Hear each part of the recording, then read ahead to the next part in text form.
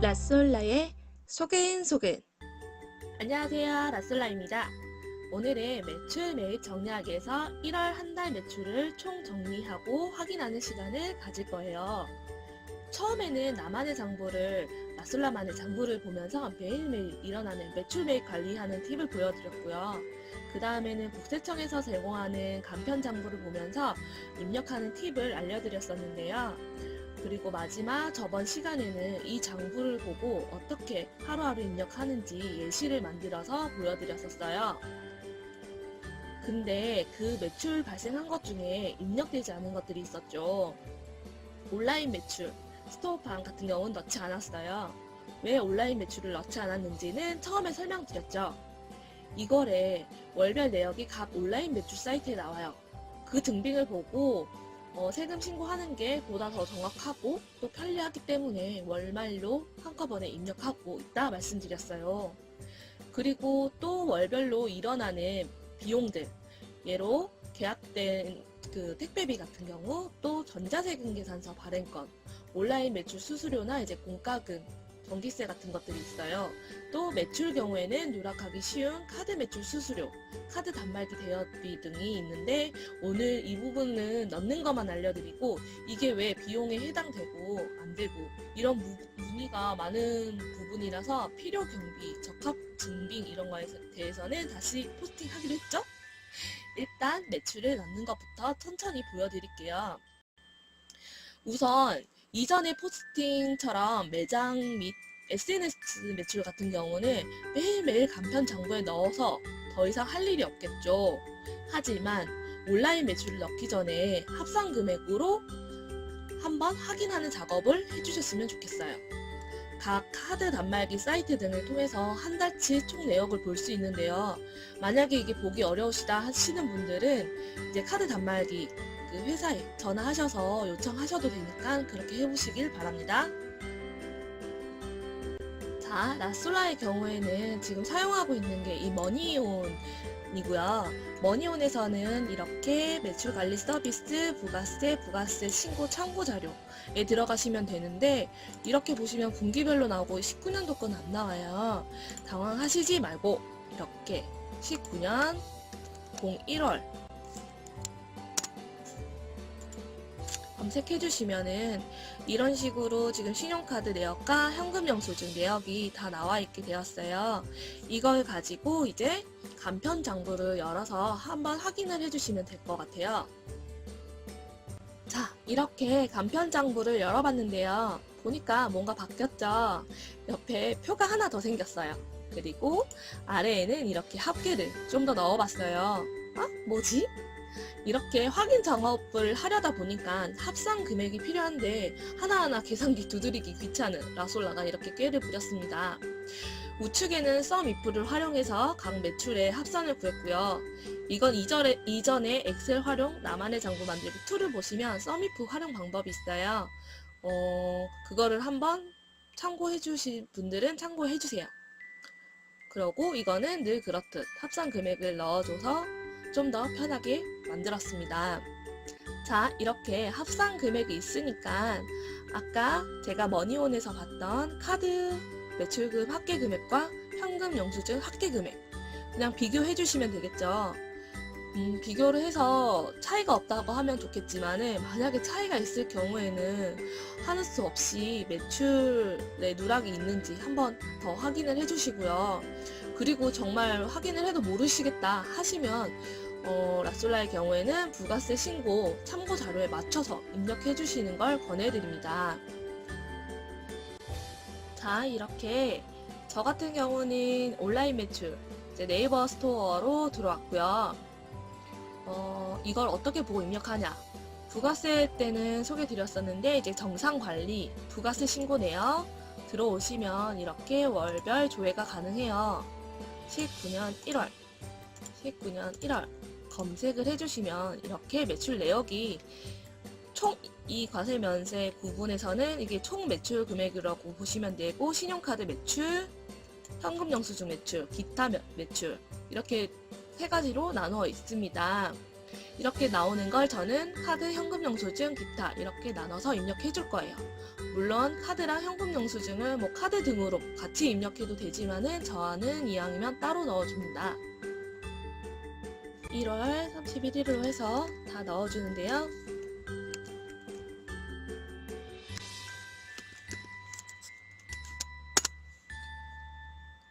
자, 이렇게 구분해서 넣어봤는데요. 혹시 다른 온라인 매출도 있으시면 이런 식으로 넣어주시면 될 것 같고, 매출이 누락 없이 입력해주시면 될 것 같아요. 처음에 시작할 때는 한두 군데만 입점되어 있으니까 누락하기가 쉽지 않은데요. 점차 온라인 입점몰이 증가하면서 누락하는 부분들이 생기더라고요. 절대 매출이 많이 줄었다고 하더라도 입점되어 있는 곳은 한 번씩 들어가셔서 한번 확인해 주시고 누락하는 일이 없도록 잊지 말아주세요. 그 다음은 저번에 말씀드렸듯 라솔라는 세금계산서를 발행하지 않지만 월별 정산을 해서 택배기사님께 택배비를 계좌 송금하고 있어요. 택배 영수증은 이렇게 일별 누적 합계액을 매일 이면지에 붙여서 보관하고 월말에 정산을 하고 있어서 이건 월말 비용에 한꺼번에 처리를 하고 있어요. 이것도 이제 1월 31일. 그러면 현금으로 지급했으니까 현금 이렇게 넣어줬어요. 다음은 저번 세금계산서 발행건의 경우에는 이메일로 받는다거나 아니면 공과금 같은 경우는 직접 우편으로 받아서 그것도 세금계산서 효력을 하니까 그대로 입력하셔도 되긴 하는데 저 같은 경우에는 누락 방지를 위해서 콤텍스에서 조회를 합니다. 우선 로그인 해주시고 조회 발급을 누르신 다음에 목록 조회에서 월 분기별 목록 조회를 눌러주세요. 그러면 이렇게 화면이 뜨고 매입을 누르시고 조회를 하기 누르고 이제 작성일자 기준으로 조회가 해야 되기 때문에 2019년 1월로 하고 조회하기를 눌러주세요. 그러면 이렇게 내역이 뜨게 됩니다.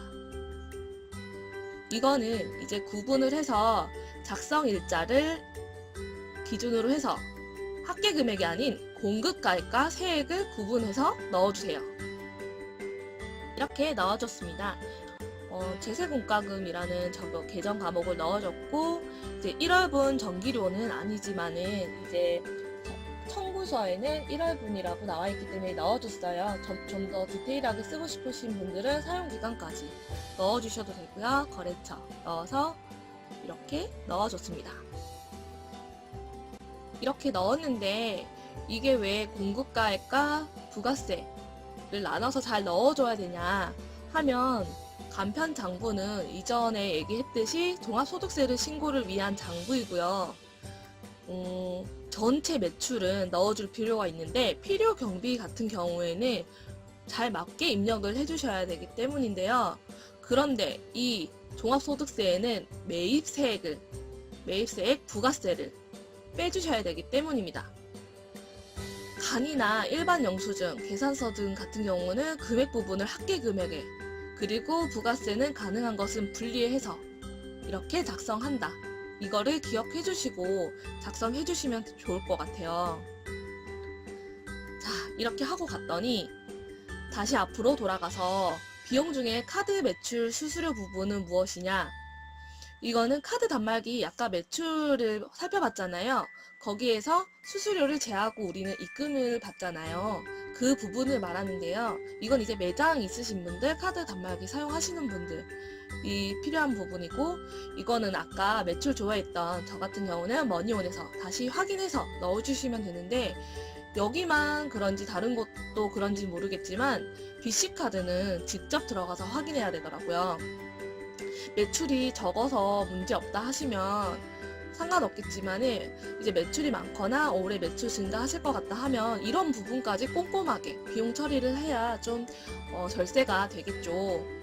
이런 거는 출력을 해서 영수증을 보관해 주시면 좋고요. 또 다음 카드 단말기 대여금의 경우에는 따로 세금 계산서나 영수증이 없지만은 명백하게 매달 나가고 있는 매출에 필요한 비용 부분이에요.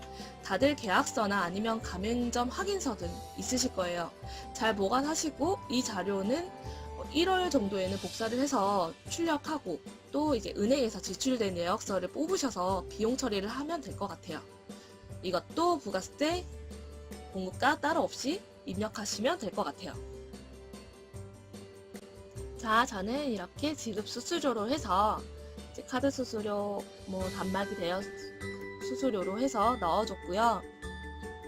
이게 만약에 저 같은 경우는 이런 증빙들을 하나하나 다 출력해서 그리고 이면지에 대해서 보관한다고 말씀드렸잖아요.